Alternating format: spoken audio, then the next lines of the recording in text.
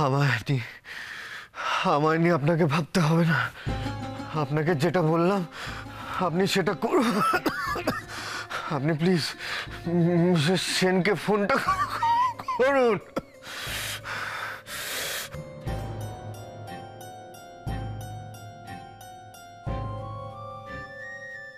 এবার কি করব আমি? ওনাকে তো থামানো যাচ্ছে না। এরকম চলতে থাকলে আবার সেই ক্রিটিক্যাল কন্ডিশন হয়ে যাবে। যদি আরও কিছু খারাপ হয়ে যায়। এদিকে মিসেস সেনের তো মোবাইলটাও বন্ধ। ডক্টর সেনকে যদি ফোন করলে উনি কিছু মনে করেন, কিন্তু এদিকে তো পরিস্থিতি হাতের বাইরে চলে যাচ্ছে। যা হবে হবে, ডক্টর সেনকেই বরং ফোন করি।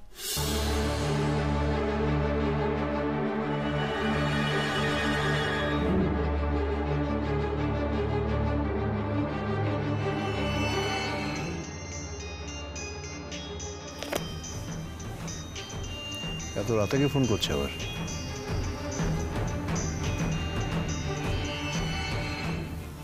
Hello, doctor Sen. Hello sir, আমি সুমিতা বলছি। হ্যাঁ বলুন, any emergency? Sir, mister Basu ম্যামকে অনেকবার ফোন করেছিলেন। উনি হয়তো বিজি ছিলেন, তাই ফোনটা বারবার কেটে দিচ্ছিলেন। এখন স্যার মোবাইলটা অফ বলছে। মিস্টার বসু বলছিলেন যে ওনার সাথে কিছু আর্জেন্ট কথা আছে। উনি ফোনে ওনাকে না পেয়ে খুব উত্তেজিত হয়ে পড়ছেন। আমি আর রিস্ক না নিয়ে আপনাকে ফোন করলাম। একটু ম্যামকে ফোনটা দেবেন? অপরাজিতা, যশ ফোন করেছে, না ফোনটা ধরো। ধরো।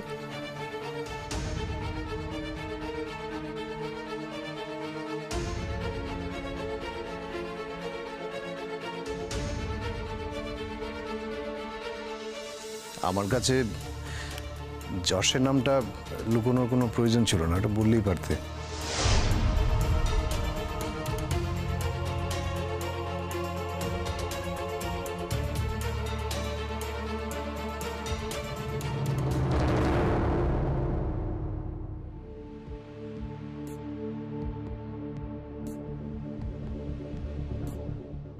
হ্যালো, কি হয়েছে বলো তো?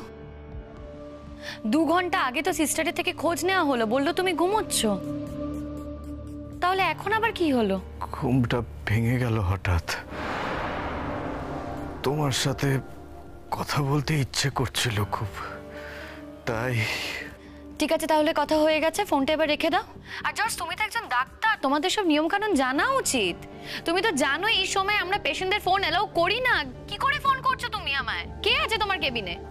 আসলে একটা কারণে বুকের ভেতর খুব অস্বস্তি হচ্ছিল, তাই তোমাকে ফোনটা করলাম। আমি খুব জোর করেছি সিস্টারকে ফোনটা করতে। উনি বারবার মানা করেছিলেন, কিন্তু আমি শুনিনি। ওনার কোনো দোষ নেই শবনম। তাই তো হয় যশ, সব সময় সব জোর তুমি সবার উপর খাটাও। তোমার যেটা ইচ্ছে হয় সেটাই তুমি করো, তুমি তো অন্যের কথা ভাবো না। বেসিক্যালি কি জানো, তুমি একটা স্বার্থপর। কি বলছো তুমি এটা শবনম? ঠিক বলছি আমি। হ্যাঁ যশ, আমি তোমাকে ঠিক বলছি। আজ এই কমপ্লিকেটেড সিচুয়েশনটা তৈরি হয়েছে না, সেটা তৈরি হয়েছে তোমার জন্য যশ। কি ভাবো তুমি নিজেকে? কি ভাবো? আমি তো তোমার কাছে ফিরে গিয়েছিলাম আমি তোমার কাছে। ওই সময় তুমি কি করলে? তুমি আমাকে ফিরিয়ে দিলে। হ্যাঁ, এখন হয়তো তুমি বলবে যে তুমি রোহিণী চৌধুরী কথা ভেবে তুমি আমাকে ফিরিয়ে দিয়েছো, কারণ রোহিণী আমার জীবনটাকে দুর্বিষহ করে তুলছিল। যদি সত্যি তুমি আমাকে ভালোবাসো না যশ, তাহলে সেই সময় দাঁড়িয়ে তুমি আমাকে প্রোটেক্ট করতে। তুমি সেটা করোনি। এটাকে না ভালোবাসা বলে না। তুমি একজন কাপুরুষ যশ। হ্যাঁ, তুমি কাপুরুষ। এখন যখন আমার দেবদীপের সাথে বিয়ে হয়ে গেছে, যখন আমি দেবদীপের সাথে সেটেল করে গেছি, তখন তোমার আমার প্রতি ভালোবাসা উতলে পড়লো। যশ, আমি তো তোমার বাড়িতে ছিলাম, আর সেই সময় তোমার বাড়ির লোকরা আমাকে অনেক অপমান করেছে, অনেক অসম্মান করেছে। আর তুমিও সেই সময় দাঁড়িয়ে আমাকে ভুল বুঝেছো যশ। একটু আমাকে সেই সময় দাঁড়িয়ে বোঝার চেষ্টা করতে করনি, কিন্তু তোমার যখন যেটা মনে হয়েছে তুমি তখন সেটা করেছো। আর আজ তোমার মনে হচ্ছে হঠাৎ করেছে তোমার জীবনে সবথেকে মূল্যবান সম্পদ আমি, আমাকে ছাড়া তুমি অসম্পূর্ণ। কিন্তু এখন আর আমি এসব জানতে চাই না। তুমি যদি আমি সত্যি ভালোবাসতে না যশ, তাহলে আমার দিকটা ভাবতে।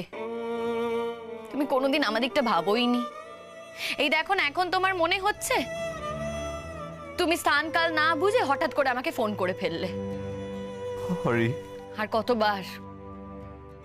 আর কতবার তুমি আমাকে সরি বলবে? যশ, তোমার বোঝা উচিত আমি এখন অন্য একজনের ওয়াইফ। তারও আমার প্রতি কোনো এক্সপেকটেশন আছে, সেও আমার থেকে কিছু আশা করে। আর সারা দিন তো আমি আর দেবদীপ তোমার সাথে ছিলাম, তারপর আমরা দুজনে বাড়ি ফিরে এলাম। আমাদেরও একটা লাইফ আছে। দেবদীপেরও মনে হতে পারে যে ও আমার সাথে একান্তে সময় কাটাবে, আমার সাথে কিছু কথা বলবে। দেবদীপ মুখে কিছু বলে না, তার মানে তো এটা নয় যে ওর যেটা প্রাপ্য অধিকার সেটা আমি ওকে দেব না। আর সেটা যদি আমি না করি না, তাহলে ওর প্রতি আমার অন্যায় করা হবে, পাপ হবে। আর দেবদীপের মতো মানুষের সাথে আমি সেটা করতে পারি না। আসলে কি বলো তো, ভুলটা আমারই। আমার উচিত ছিল না তোমার কোনো ব্যাপারে জড়ানো। যতই তুমি মুখে বলো না যে আমরা দুজনের পরম বন্ধু, সব মিথ্যে কথা। তোমার আমার প্রতি এখন অধিকার বোধ রয়ে গেছে।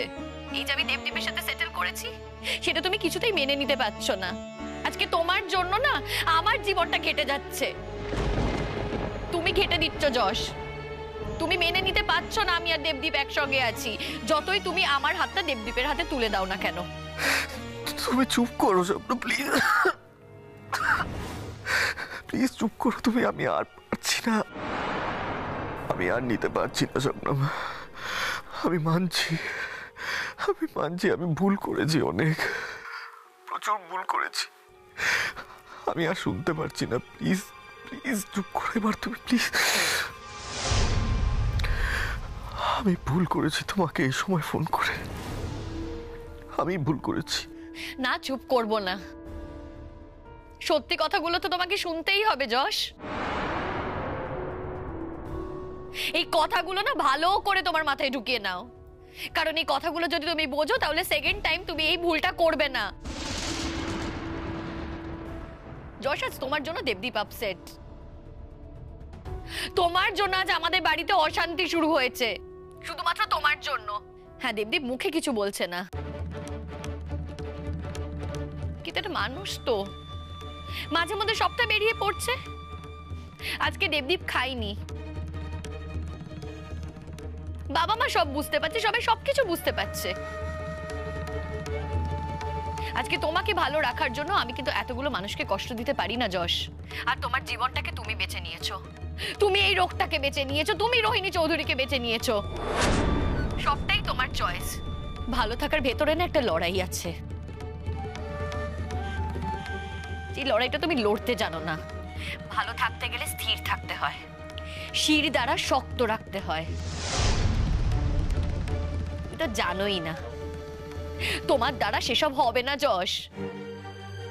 দেখো যশ, আমি তোমাকে একটা কথা পরিষ্কার ভাবে বলছি, আমি আর কোনোভাবে না তোমার কোনো ব্যাপারে জড়াতে চাই না। দেবদীপ তোমার ট্রিটমেন্ট করছে, আমার দেবদীপের ওপর ভরসা আছে, বিশ্বাস আছে। আমি জানি দেবদীপ তোমাকে সুস্থ করে তুলবে।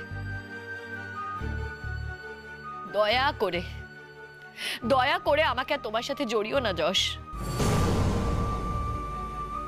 আমি আমার বর্তমান জীবনে অতীতের কোনো ছায়া ফেলতে চাই না। আমি বুঝতে পেরেছি আমি ভুল করেছি, আর কোনোদিনও এত বড় ভুল করব না। আমি কোনোদিনও তোমার খারাপ চাইনি শবনম। আজীবন আমি তোমাকে শুধু ভালোবেসেছি, আর সেই ভালোবাসা মিথ্যে নয়, সে ভালোবাসা মিথ্যে ছিল না কোনোদিনও। আমি জানি আমার নিজের দোষে আমি তোমাকে হারিয়ে ফেলেছি।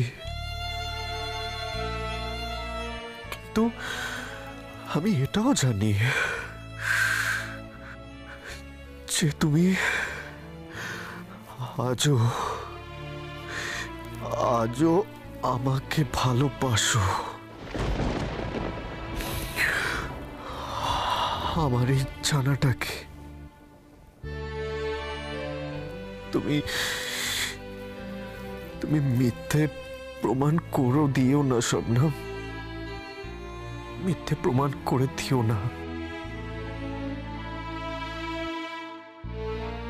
তুমি দীপদীপকেই ভালোবাসো, দীপদীপের সাথে সুখে সংসার করো, এটুকুই তো আমি চাই। কিন্তু আমার সাথে বন্ধুত্বটা অস্বীকার করো না। আমার সাথে বন্ধুত্বটা রেখো শবনম, এটুকুই তো আমার বেঁচে থাকার সম্বল। আমি আজ খুব ভয় পেয়ে গেছিলাম, বিশ্বাস করো। আমি ঘুমের মধ্যে একটা ভয়ঙ্কর স্বপ্ন দেখছিলাম, তোমাকে আমি হারিয়ে ফেলেছি। অন্ধকারে আমি একা দাঁড়িয়ে আছি, তোমাকে কোথাও খুঁজে পাচ্ছি না, তোমাকে আমি কোথাও দেখতে পাচ্ছি না। আমি আমি চিৎকার করে করে ডাকছিলাম তোমাকে, শবনম, শবনম। তুমি শুনতে পাচ্ছিলে না, তুমি সাড়া দিচ্ছিলে না, তোমাকে আমি কোথাও দেখতে পাচ্ছিলাম না, তাই ভয় পেয়ে গেছিলাম। আমি দেখছি আমি একা সেই অন্ধকারে দাঁড়িয়ে আছি। সেই অন্ধকার থেকে আমি বেরোতে চাইছি, কিন্তু বেরোতে পারছি না, কারণ আমার আমার পা দুটো শেকল দিয়ে বাঁধা বাঁধা।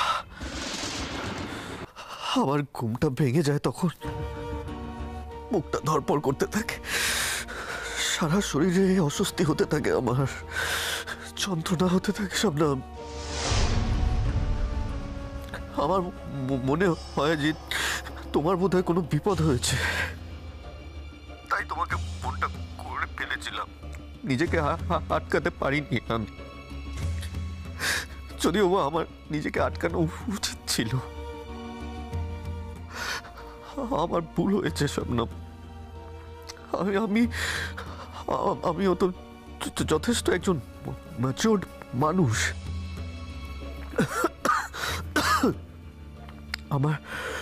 আমার সত্যি এরকম পাগলামো করা উচিত হয়নি।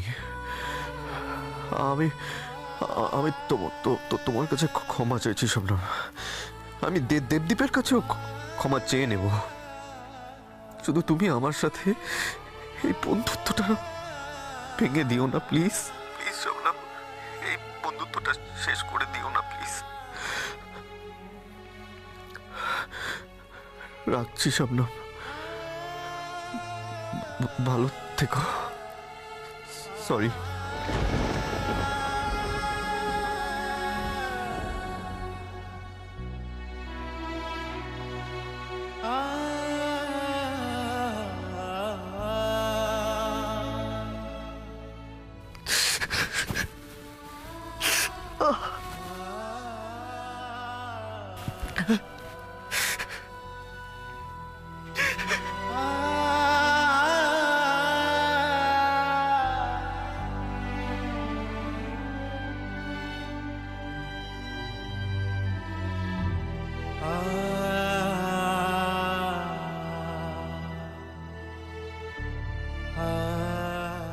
কোথায় ছিলে তুমি? স্টাডিতে। ঘরেই থাকতে পারতে, বাইরে যাওয়ার তো দরকার ছিল না। আমার সামনে তুমি নামটা লুকিয়ে গেছিলে। আমাকে ভুল বুঝো না দেবদীপ, আমি তোমার খারাপ লাগার কারণটা বুঝতে পারছিলাম, তাই যশের ফোনটা অ্যাভয়েড করছিলাম। আমি বুঝতে পারছিলাম যে সিস্টারের ফোন থেকে যশ ফোন করছে আমার সাথে কথা বলার জন্য, কারণ এমার্জেন্সি যদি কিছু থাকতো তাহলে নার্সিংহোম থেকে তোমাকে ফোন করতো। সেই সময় দাঁড়িয়ে আমার যশের সাথে কথা বলতে ইচ্ছা করছিল না। আমি ভাবছিলাম যে আমি কাল যশের সাথে কথা বলে নেব। সে যাই হোক অপরাজিতা, যশ যখন অসুস্থ তোমার ফোনটা ধরা উচিত ছিল। তুমি কি নিজেকে কষ্ট দিতে ভালোবাসো? কেন? যে কাজ করলে তোমার খারাপ লাগে, তুমি কষ্ট পাও, সেই কাজ কেন করতে বলো? দেখো, আমার বলা বা না বলার উপর কি কিছু নির্ভর করে অপরাজিতা? যা সত্যি সেটা তো মেনে নিতেই হয়, অন্তত আমি সেটা বিশ্বাস করি।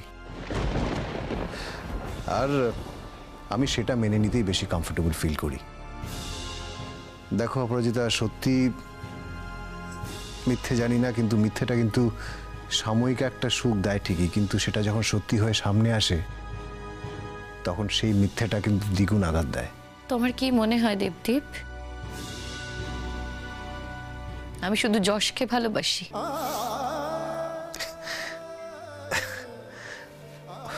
আমার মনে হওয়া বা না হওয়াতে কি এসে যায় বলো তো? অনেক কিছু যায় আসে, আর সেটা বোঝার মতো বুদ্ধি তোমার হয়েছে। আমি তোমাকে ভালোবাসি দেবদীপ।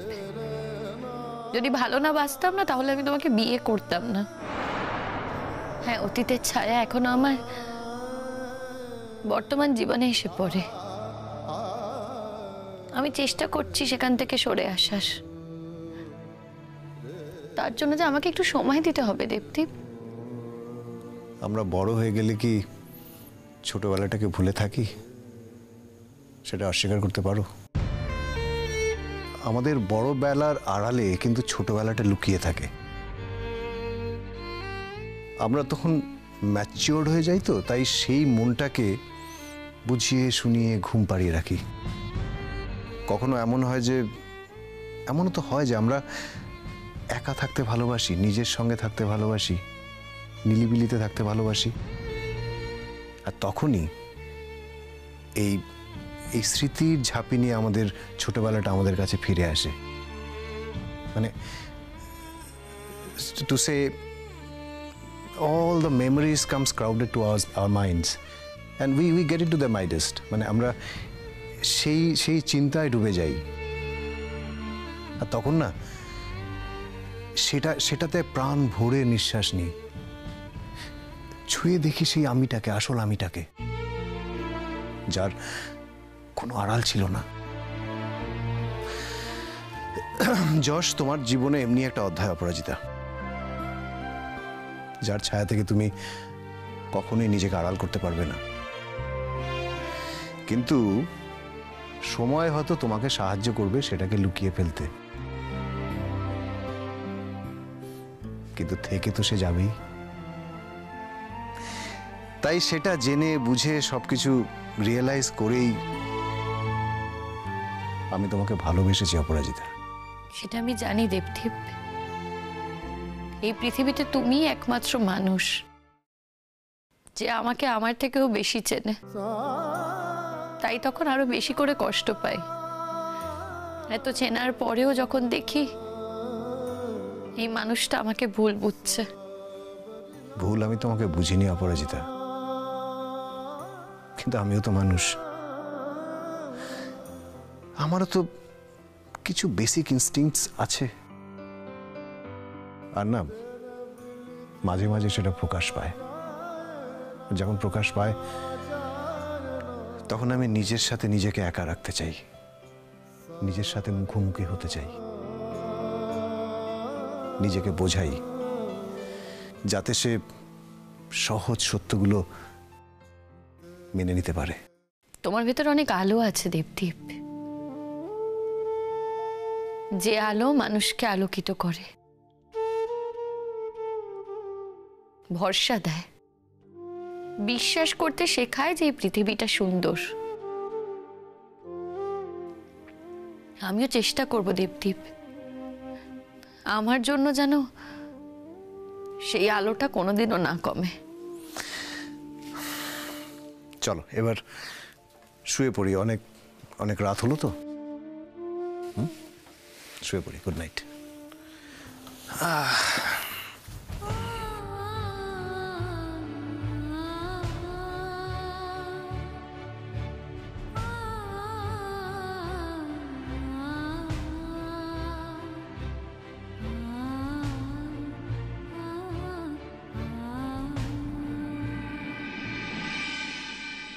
সিস্টার, বলছি ড্রিপটা এখন আর লাগবে না, ওটা অফ করে দিন। আর যা ইঞ্জেকশনস আর মেডিসিনস যেগুলো চলছে সেগুলো নর্মালি চলবে, সেটা কন্টিনিউ করুন। Okay okay sir. Thank you. এখন কেমন আছো যশ? তোমার কাছে কোন মুখে ক্ষমা চাইবো আমি বুঝতে পারছি না। আমার নিজেরই লজ্জা লাগছে।